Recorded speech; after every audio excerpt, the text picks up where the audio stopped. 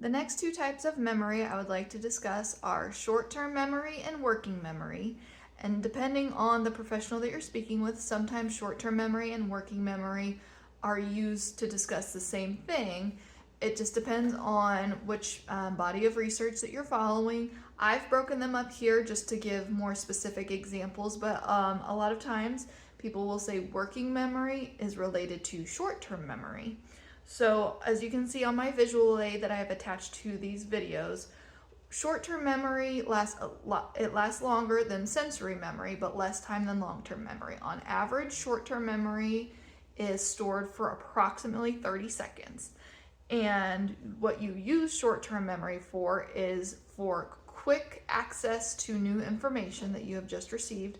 So an example of short-term memory would be you meet somebody for the first time in a conversation, you hear their name for the first time, and you store their name during that conversation before processing it and turning it into long-term information should you meet that person again.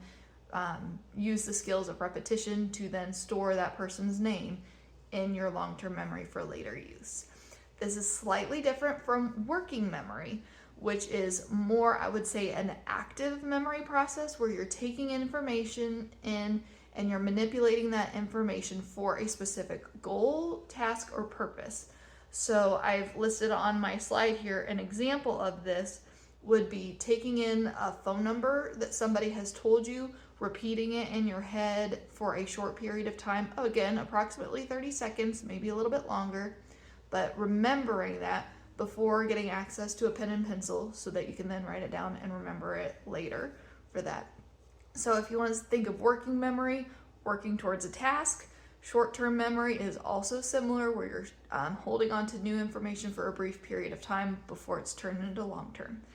My next video, I will discuss long-term memory, which is a little bit more in depth because there's a few different kinds of long-term memory. As always, thank you for watching.